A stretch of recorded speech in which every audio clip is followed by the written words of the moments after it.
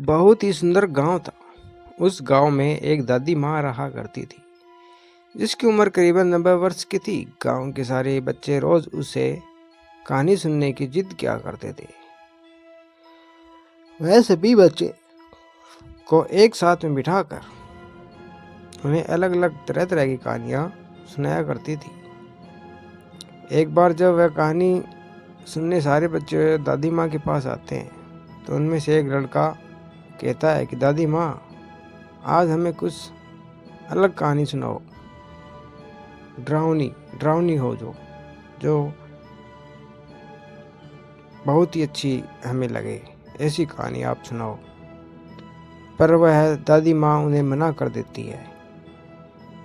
उनको लगता था कि कहीं बच्चों के मन में डर पैदा ना हो जाए, लेकिन सभी बच्चे उस बच्चे के पीछे पीछे जिद करने लगे। तभी दादी माँ उन्हें कहानी सुनाना शुरू करती है। एक जंगल में एक पहाड़ी थी। वहाँ एक डरावनी भूत रहा करता था। उस पहाड़ी में एक छोटा सा खंडर था। उसी खंडर के अंदर खजाना भी छिपा हुआ था, जिसमें बहुत से रत्न, हीरे, मोती, जवाहरात और महिलाओं के बहुत से आभूषण भी थे।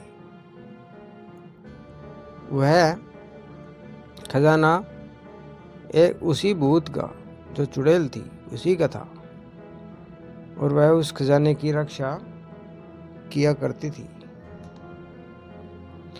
उस जंगल में भय का माहौल हमेशा वह बनाए रखती थी, ताकि कोई उसे खंडर के करीब भी ना आए। लेकिन एक दिन वह लकड़ी काटने के लिए उस जंगल में प्रवेश कर गया और जलाऊ लकड़ी की तलाश में जंगल के बीचों बीच पहुंच गया, जहां उस चुड़ैल का वह खंडर महल था।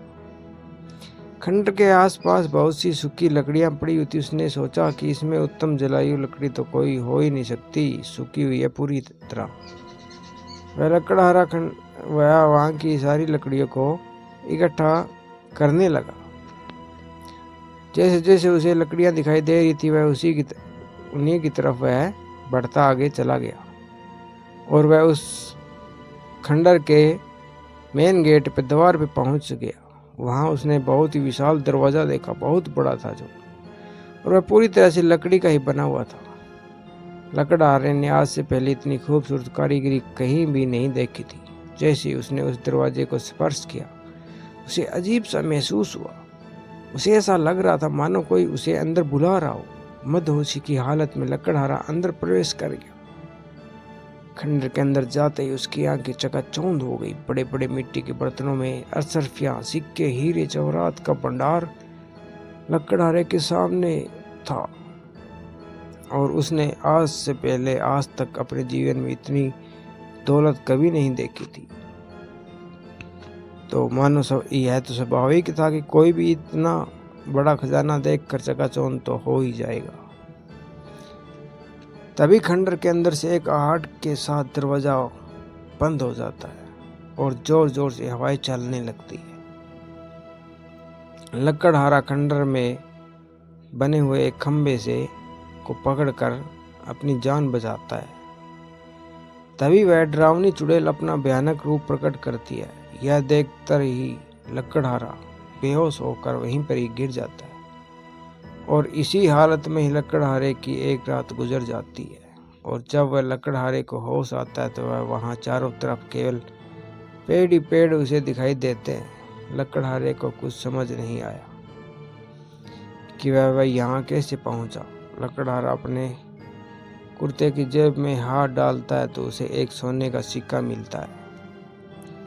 वह यह देखकर बहुत खुश हो जाता है। वह सोचता है कि उसकी जान बच गई और उसे इतना बड़ा सोने का सिक्का भी मिल गया, जिससे उसका खर्चा तो चले ही जाएगा। और वह बहुत खुश होकर अपने गांव वापस बिना लकड़ियों के ही आ जाता है। घर में आकर सभी को यह बात बताता है, लेकिन उसके घर वाले कोई भी प्रतिक्रिया नहीं देते। उसे ऐसा लग रहा था कि मैं इतनी जोर जोर से सबको अपनी बातें बता रहा हूँ, लेकिन कोई मेरी बात सुन क्यों नहीं रहा है। तभी वह पास ही में पड़े पानी के बर्तन में मुंह धोने के लिए हाथ डालता है, लेकिन वह पानी की एक बूंद को भी स्पर्श नहीं कर पाता। उसे कुछ समझ ही नहीं आता कि वह अदृश्य हो गया या उसकी मृत्यु हो चुकी है। और तभी दादी माँ सभी बच्चों को नींद से जगाती है।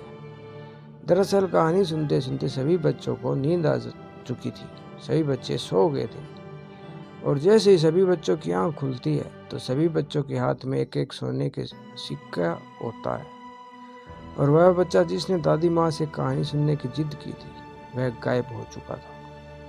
दादी माँ चारों तरफ उसकी तलाश करती है, लेकिन वह कहीं भी नहीं दिखाई देता। सभी बच्चे सोचते हैं कि आखिर वह गया तो गया कहाँ। वह बच्चा अब एक रेशमी लड़का बनकर रह गया था। तो दोस्तों, यह थी आज की कहानी। कैसी लगी आपको कमेंट में जरूर बताएं। वीडियो को लाइक शेयर और प्लीज़ चैनल